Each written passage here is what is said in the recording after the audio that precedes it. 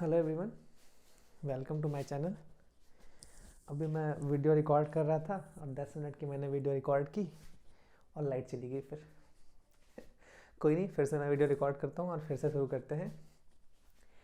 तो last class में हम लोगों ने देखा था कि क्या होता है स्टैटिक और डायनेमिक जॉन टेलर डिस्टॉर्शन, जिसका मुझे लगता है कि उसकी क्वालिटी बहुत ख़राब थी और उसमें चीज़ें कुछ क्लियर दिख नहीं रही थी। आज मुझे लगता है चीज़ें क्लियर होंगी।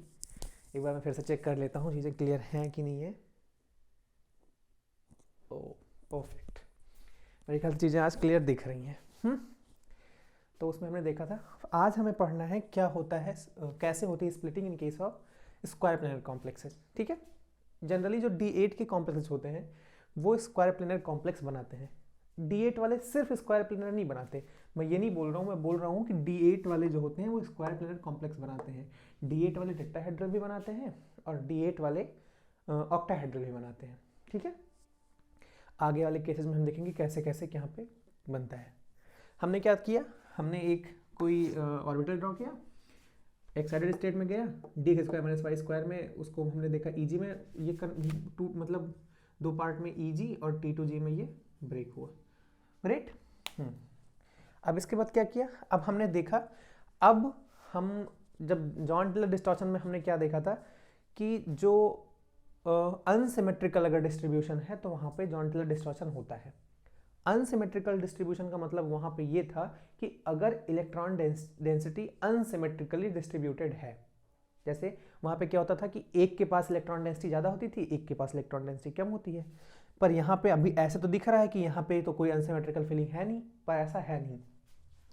दो ऑर्बिटल अगर हम बात करें d x square minus y square और डी जेड स्क्वायर की, तो जो डी जेड स्क्वायर होता है, अगर यहाँ पे हम देखें, कहाँ देखें, हाँ यहीं पे देख लेते हैं। जो डी जेड स्क्वायर होता है वो कॉम्बिनेशन होता है दो ऑर्बिटल्स का, d z square minus y square और d z square minus x square. ठीक है, और d x square minus y square अकेला ऑर्बिटल होता है।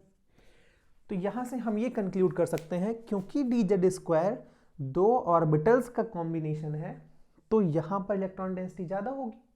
कैसे, यहाँ पे ये एक ऑर्बिटल है, मान लो यहाँ पे x amount of electron density है, तो यहाँ पे भी x होगी, यहाँ पे भी x होगी। इसके पास कितना हुआ x और इसके पास कितना हुआ x प्लस x 2x। तो क्योंकि डी जेड स्क्वायर जो होता है वो दो ऑर्बिटल का कॉम्बिनेशन होता है, इसलिए उसके पास इलेक्ट्रॉन डेंसिटी ज़्यादा होती है। ठीक है, और यहीं पे हमने यहाँ पे हमने यही लिखा था, हमने जो यहाँ पे ये भी यही लिखा है कि since d z square orbital is combination of two orbitals d z square minus x square और d z square minus y square, so it is obvious that dz square have more electron density than dx square minus y square। ठीक है, हाँ कोई दिक्कत नहीं। तो अब क्या होगा, हमने क्या देखा था टेट्रागोनल या जॉन टेलर डिस्टॉर्शन में कि जिसके पास इलेक्ट्रॉन डेंसिटी है लिगेंड उसके पास आना नहीं चाहेगा ना, क्योंकि अगर लिगेंड उसके पास आएगा तो इलेक्ट्रॉन डेंसिटी ज़्यादा होने की वजह से वहाँ पर रिपल्शन ज़्यादा होगा और लिगेंड उसको अवॉइड करता है। हमने यहाँ पे क्या देखा कि डी जेड स्क्वायर के पास क्या है, इलेक्ट्रॉन डेंसिटी ज़्यादा है, तो लिगेंड दूर रहना चाहेगा, लिगेंड दूर रहेगा तो रिपल्शन कम होगा, रिपल्शन कम होगा तो इलेक्ट्रॉन, रिपल्शन कम होगा तो एनर्जी डिक्रीज होगी। फिर से मैं रिपीट करता हूँ, डी जेड स्क्वायर के पास इलेक्ट्रॉन डेंसिटी ज़्यादा है, इलेक्ट्रॉन डेंसिटी ज़्यादा तो लिगेंड दूर रहना चाहेगा, लिगेंड दूर रहेगा तो रिपल्शन कम होगा, रिपल्शन कम होगा तो एनर्जी कम हो जाएगी। और d x square minus y square में क्या के केस में क्या होगा, क्योंकि इलेक्ट्रॉन डेंसिटी कम है लिगेंड पास आएगा, लिगेंड पास आएगा तो रिपल्शन बढ़ेगा, रिपल्शन बढ़ेगा तो उसकी एनर्जी बढ़ जाएगी। इसलिए जो ये दोनों ऑर्बिटल होते हैं वो के कुछ इस तरह से स्प्लिट हो जाते हैं। ठीक है, बहुत ही सिंपल तरीके से मैंने आपको समझाने की कोशिश किया कि किस तरीके से डी जेड स्क्वायर में इलेक्ट्रॉन डेंसिटी ज़्यादा होती है, इलेक्ट्रॉन डेंसिटी ज़्यादा होने की वजह से उसकी एनर्जी कम होती है क्योंकि लिगेंड पास नहीं आता है। हमने एलोंगेशन और कंप्रेशन में भी यही देखा था, सेम यहाँ पे भी ऐसे ही हो रहा है। ठीक, और इस वजह से ये इस फॉर्म में दोनों आपस में स्प्लिट कर जाते हैं। अब यहाँ पे दो केसेस बनते हैं। एक बार अगर आप इसका स्क्रीनशॉट लेना ले लीजिए या आपको देखना देख लीजिए, यहां से अब दो फॉर्म बनते हैं। मैं आपको इसको इरेज करता हूं और दो फॉर्म यहाँ पे क्या क्या बनते हैं वो मैं आपको बताता हूं।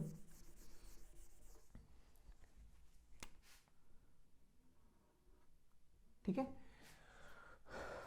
यहां से जो दो फॉर्म बनेंगे, मैं दोबारा कहां से ऐसे यहीं से समझ लेते हैं कि यहाँ से, अच्छा एक सेकेंड, ये आपने देख लिया होगा, मैं दोबारा इतना सा केवल पार्ट ड्रॉ लिखता हूँ ऐसे, ठीक है। इतना हमने यहाँ पे देखा ये कैसे कैसे होता है, ये dz स्क्वायर है, ये वो है वो, और इस तरह ये स्प्लिट हुआ है, ठीक है, कोई दिक्कत नहीं।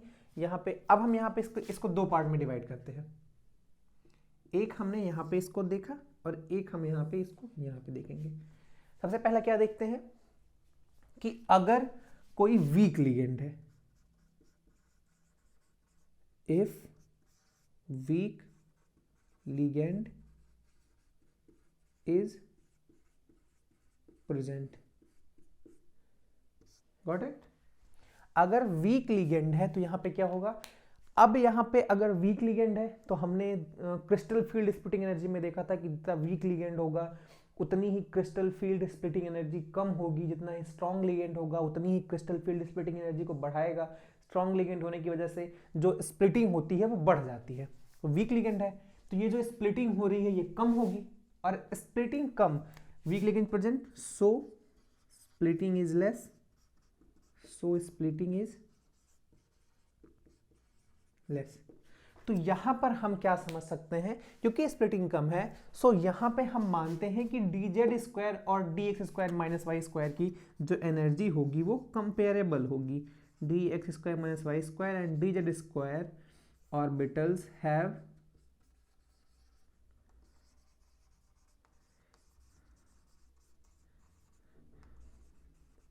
कंपेरेबल एनर्जी, ठीक है।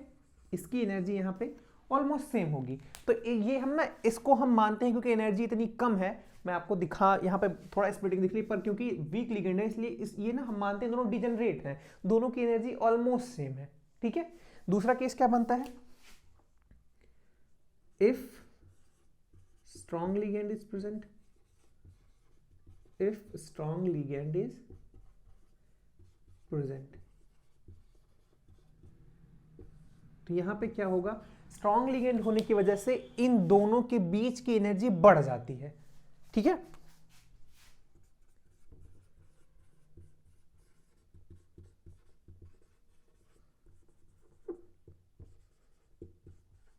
ठीक है, यहां पे स्ट्रॉन्ग लिगेंड है जिसकी वजह से क्या होगा, जिसकी वजह से इनके बीच की जो एनर्जी होगी वो बढ़ जाएगी, और dz स्क्वायर और इनके बीच बहुत ज़्यादा एनर्जी हो जाएगी। मतलब ये यहाँ पे हमने क्या देखा कि दोनों सेम एनर्जी के हो जाते हैं, दोनों को हम डिजेनरेट कंसिडर कर लेते हैं, that is both are degenerate, ठीक है। पर यहाँ पे इन दोनों स्ट्रॉन्ग फील्ड लिगेंड की स्ट्रॉन्ग फील्ड लिगेंड होने की वजह से इनके बीच की स्प्लिटिंग बढ़ जाती है, splitting increases, that is energy gap increases, ठीक है। किस केस में, स्ट्रॉन्ग फील्ड लिगेंड के केस में। अब क्या होता है, energy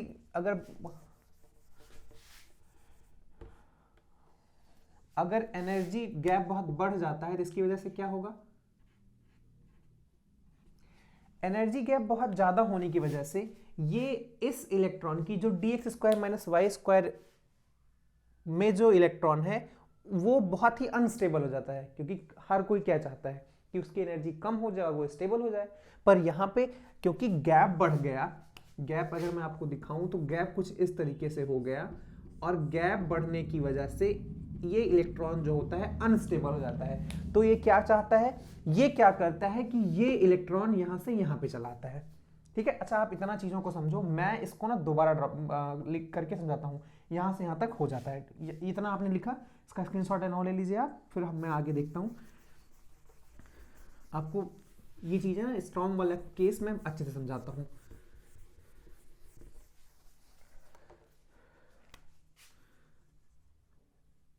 strong, in case of strong ligand, in case of strong ligand,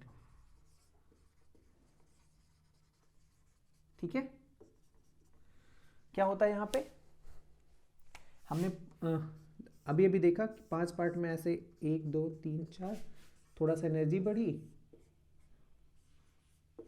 फिर 2 पार्ट में स्प्लिट हुआ, इजी T2G, फिर यहाँ पे क्या हुआ, इन दोनों की एनर्जी बहुत ज़्यादा बढ़ गई है। हम अभी तक हमने ये बात की, यहाँ पे क्या हुआ, d x square minus y square की और डी जेड स्क्वायर की। हमने वहां पे देखा था क्योंकि इन दोनों की एनर्जी भी सेम ऐसे ही हो रही है, तो यहाँ पे क्या होगा, यहाँ पर ये भी तो स्प्लिट होता है, अभी तक हमने उसकी ही बात की, पर यहाँ पे ये भी तो स्प्लिट होगा क्योंकि यहाँ पे क्या हुआ, डी जेड स्क्वायर की एनर्जी कम हुई है, तो जो ऑर्बिटल डी जेड के अलोंग है उनकी एनर्जी यहाँ पे कम हो जाएगी, और जो डी एक्स जो एक्स वाई के अलोंग है उनकी एनर्जी बढ़ जाएगी,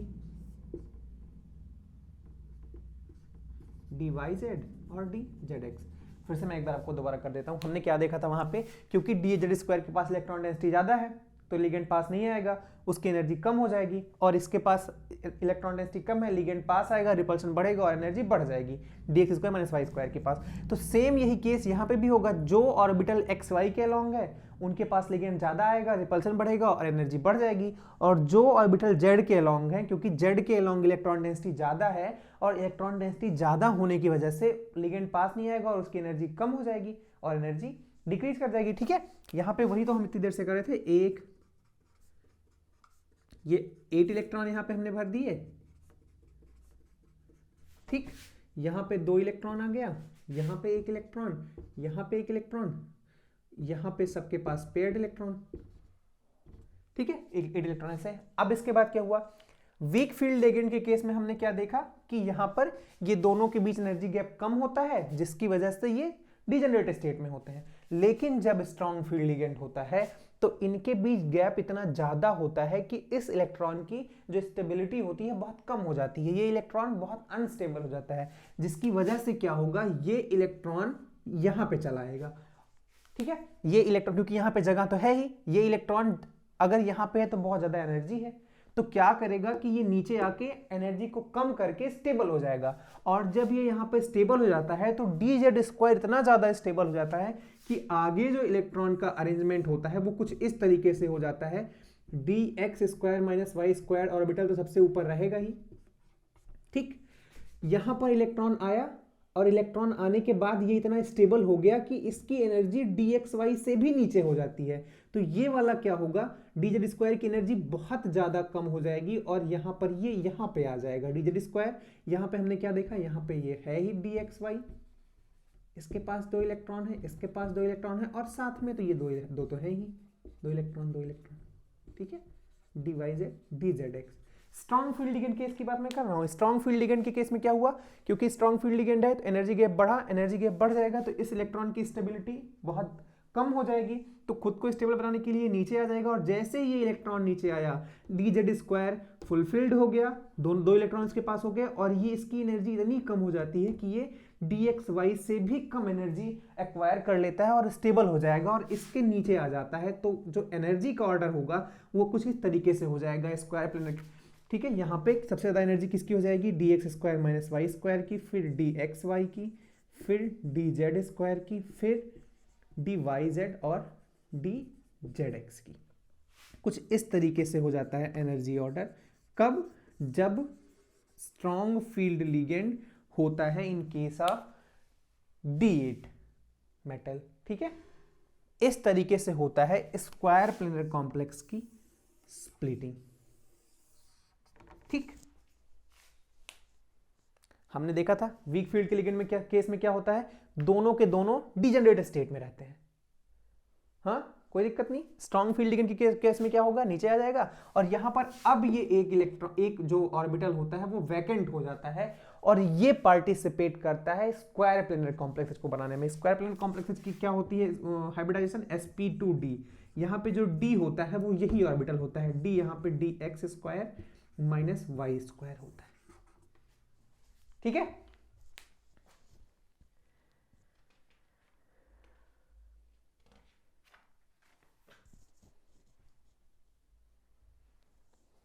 यहां पे क्या लिख सकते हैं, so in square planar complexes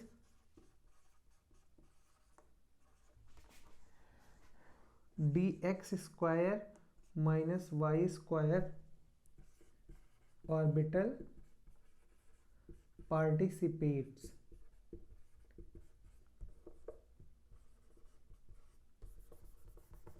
ठीक है, ये होता है कुछ इस तरीके से।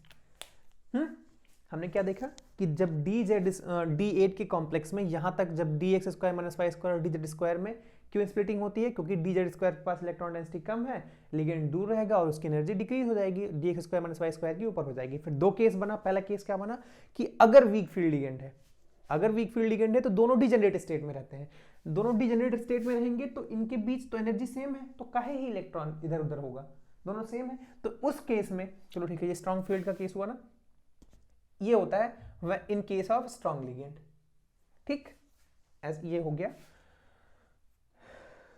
क्या होता है स्क्वायर प्लेनर में, कैसे होता है एनर्जी ऑर्डर, ये कुछ ऐसे हो गया।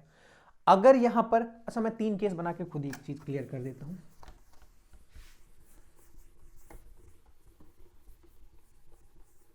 इस तरीके से स्क्वायर प्लेनर में क्या होता है, स्प्लिटिंग होता है। स्क्वायर प्लेनर पे यही सेम ऐसे ही एग्जैक्टली ऐसे ही होता है।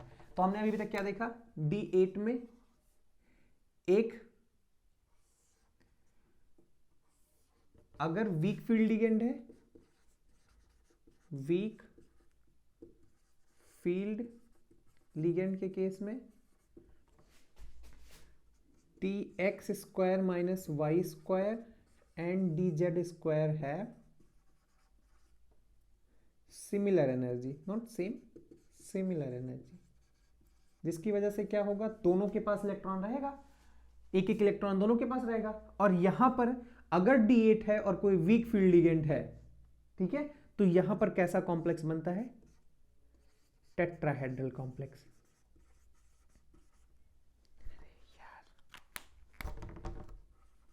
कौन सा कॉम्प्लेक्स बना, टेट्राहेड्रल कॉम्प्लेक्स, ठीक है। एक बार मैं देख लूं सही से दिख रहा है कि नहीं,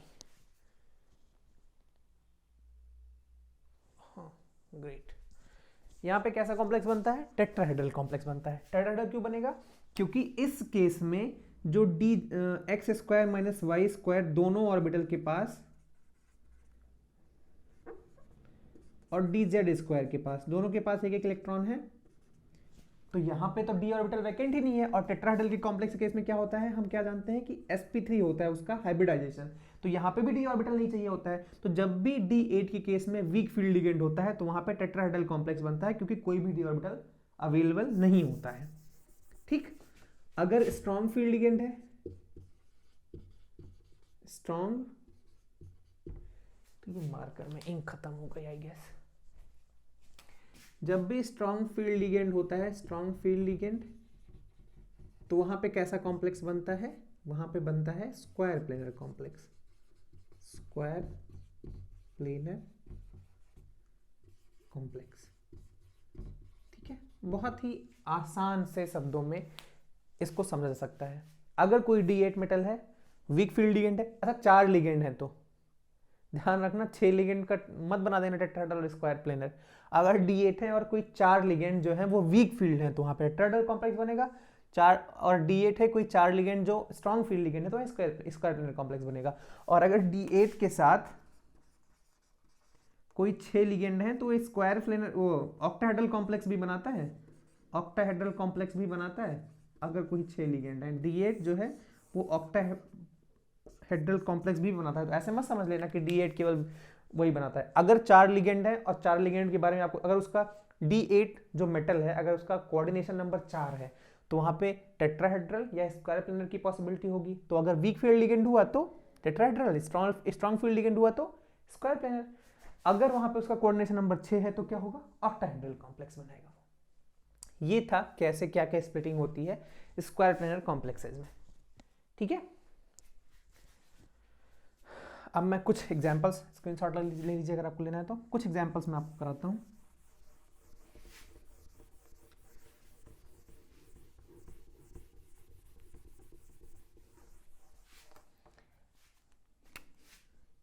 पहला क्या है, NiCN4 2-। दूसरा क्या है, NiCl4 2-। तीसरा क्या है, NiCO4 CO4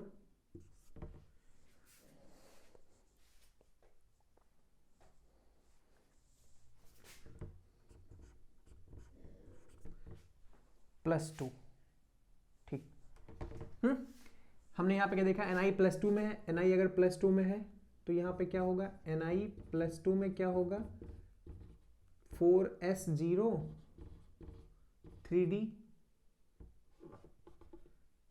3d8 4s0, great. यहाँ पर कैसा हुआ, D8 का इलेक्ट्रॉनिक कॉन्फ़िगरेशन हुआ, कैसे लिगेंड है, स्ट्रॉन्ग फील्ड लिगेंड, तो क्या कॉम्प्लेक्स बनाएगा ये, square planar complex, square planar complex, ठीक है। यहाँ पे क्या है, Cl एक वीक फील्ड लिगेंड है, Ni+2 में है, तो यहाँ पे क्या होगा, ये बनाएगा टेट्राहेड्रल। ध्यान रखना D8 होना चाहिए, Ni+2 हुआ तो D8 हुआ ना, तब तो D8 हुआ, +2 के बाद 2 s इलेक्ट्रॉन निकल गए ना। जनरली जो क्वेश्चन पूछते हैं इसको ऐसे यहाँ पे हटा दें, पता है क्वेश्चन क्या आता है, मैं आपको यहाँ दिखाता हूँ। यहाँ पे ये क्या हुआ, क्योंकि week field ligand tetrahedral, strong field ligand square planar, क्योंकि यहाँ पे कैसा क्या कॉन्फ़िगरेशन था, यहाँ पे भी आप लिख लो 3d8 4s0 टेट्राहेड्रल कॉम्प्लेक्स, ठीक है। यहाँ पे अगर हम बात करें Ni कौन से है, Ni 0 ऑक्सीडेशन स्टेट में है, तो यहाँ पे क्या है, इसका इलेक्ट्रॉनिक कॉन्फ़िगरेशन होगा 3d8 4s0 सॉरी 4s2, ठीक है। हम इसको बनाते हैं 1 2 3 4, ये s 3d8 यहाँ पे होगा, 4s2 यहाँ पे होगा और 4p यहाँ पे होगा। हम यहाँ पे क्या करते हैं, इलेक्ट्रॉन की फिलिंग करते हैं। अच्छा आप लोग ऐसे फिलिंग मत करना प्लीज़, ये तो उसके रूल के अकॉर्डिंग है, रूल के अकॉर्डिंग नहीं है, पहले सिंगल सिंगल उसके बाद फिर पेयर्ड करना। मैं जल्दी जल्दी में कर देता हूँ, पर आप लोग ऐसा मत करना। 2 इलेक्ट्रॉन यहाँ पे हैं और यहाँ पे, ठीक है।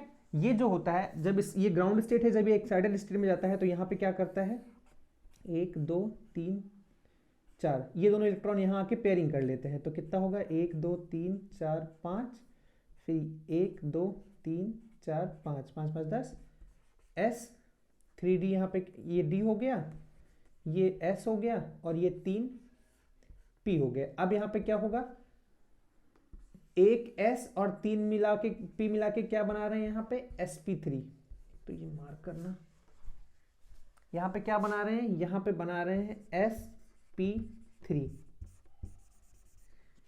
अब यहाँ पे क्योंकि d ऑर्बिटल वैकेंट है ही नहीं, तो कहां से स्क्वायर प्लेनर कॉम्प्लेक्स ये बना लेगा, इसीलिए D8 होना चाहिए कॉन्फ़िगरेशन। यहां पर D8 के साथ 4s2 भी था, Ni+2 में रहेगा तभी D8 आएगा, तो इसलिए NiCO4 भले ही CO जो है एक स्ट्रॉन्ग फील्ड लिगेंड है, लेकिन यहाँ पे ये टेट्राहेड्रल होता है।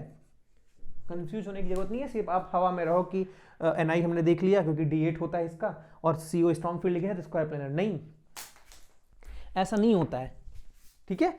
यहां पर ये ध्यान देने वाली बात है कि Ni+2 में रहे, Ni जब +2 में होगा तो वहां पे D8 कॉन्फ़िगरेशन आएगा। ये तीनों मिलके क्या बना रहे हैं, sp3, ठीक है। यहां पे क्योंकि Ni+2 में है ही नहीं, 3d8 है, 2 ऑर्बिटल यहाँ, 2 इलेक्ट्रॉन आके यहाँ पे पेयर कर लेगा, sp3 मिला के यहाँ पे, ये टेट्राहेड्रल कॉम्प्लेक्स होता है, इस चीज का खास ख्याल रखना।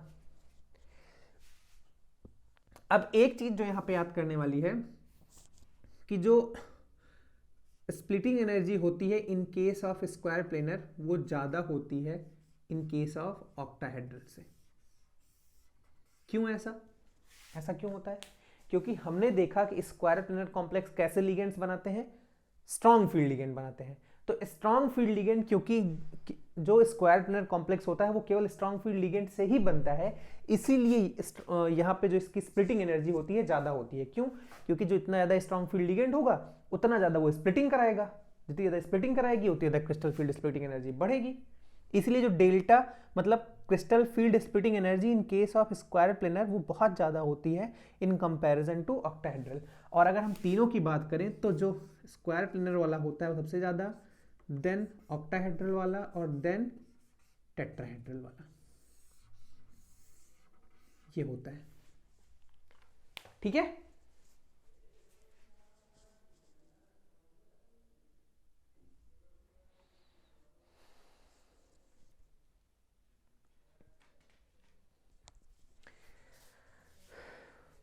ये होता है यहाँ पे एक चीज जो मैं यहाँ पे आपको और बताना चाहूंगा, अभी हमने यहाँ पे क्या देखा, ये सारे 3D8 वाले थे,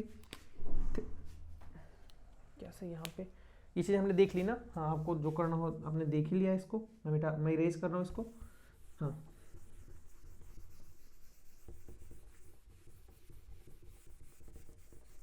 हमने अभी अभी यहाँ पे क्या देखा, ये भी आपने देख लिया, इसको भी मैं इरेज कर देता हूँ। अगर 3D8 ऑर्बिटल है, स्ट्रॉन्ग फील्ड लिगेंड कैसा कॉम्प्लेक्स, स्क्वायर प्लेनर कॉम्प्लेक्स। ठीक है, कोई दिक्कत मेरे ख्याल से नहीं होनी चाहिए। Week field ligand tetrahedral complex. ठीक, कोई दिक्कत नहीं है ना। पर अगर यहीं पे 4D8 और 5D8 की बात करें तो ये दोनों हमेशा ही स्क्वायर प्लेनर कॉम्प्लेक्स बनाते हैं, स्क्वायर प्लेनर कॉम्प्लेक्स बनाते हैं, चाहे जैसा लिगेंड हो। ठीक है,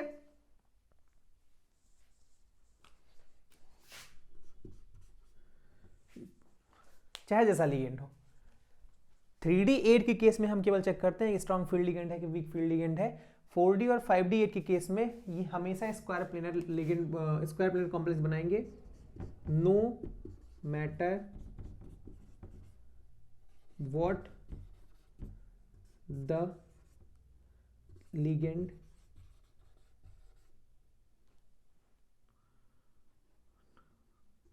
no matter what type of ligand is there, किसी भी टाइप का लिगेंड हो, 4D और 5D8 वाले हमेशा के हमेशा स्क्वायर प्लेनर कॉम्प्लेक्स बनाएंगे, और 3D8 वाले के केस में हम इन दोनों की बात को देखेंगे। मैं एक बार देख लेता हूँ और कुछ अगर बचा हो। मेरे ख्याल से स्क्वायर प्लेनर में बस इतना ही था। एक जो इंपॉर्टेंट ध्यान देने वाली बात थी कि 3D8 में कैसे कैसे क्या होता है, और फिर 4D 5D वाला स्क्वायर प्लेनर बनाता है। एक चीज़ आपको ध्यान रखनी है, स्क्वायर प्लेनर कॉम्प्लेक्सेस में क्या होता है, एनर्जी ऑर्डर ऑर्बिटल्स का, जो मैंने वहाँ पे लिखा था कि और कौन सा ऑर्बिटल पार्टिसिपेट करता है, dx² - y²। ठीक है, इतनी चीज़ है जो स्क्वायर प्लेनर में कॉम्प्लेक्स में ध्यान देने वाली होती है। तो यहाँ पर हम ऑलमोस्ट पूरी CFT खत्म हो रही है, और हमने जॉन टेलर डिस्टॉर्शन पूरा देख लिया हमने। ये भी एक टाइप का इलोंगेशन ही हो रहा है ना। तो यहाँ पे खत्म होता है टेट्रागोनल डिस्टॉर्शन, जिसको भी हम जॉन टेलर डिस्टॉर्शन बोलते हैं। एक पोर्शन और बचता है यहाँ पे एप्लीकेशन ऑफ CFSC। मैं ट्राई करूँगा कि उसको भी कवर कर लूँ, जिसमें हमको स्पाइनल्स वगैरह पढ़नी होती हैं। स्पाइनल्स होता है, लैटिस एनर्जी होता है, हाइड्रेशन एनर्जी होता है, ये सारी चीज़ें होती हैं। आई विल ट्राई कि वो भी कंप्लीट करूँ, फिर हम सीधा लिगेंड फील्ड थ्योरी पे आएंगे, जिसको आप मॉडिफाइड क्रिस्टल फील्ड थ्योरी भी बोलते हो या MOT भी बोलते हो। ठीक है, तो आज के लेक्चर में बस इतना ही। आई होप आज क्लियर दिख रहा होगा, कल के जैसा नहीं होगा, और मैं ट्राई करता हूँ कि मार्कर भी सही हो जाए। I will try my level best की क्वालिटी और अच्छी हो जाए। तो थैंक यू सो मच देखने के लिए।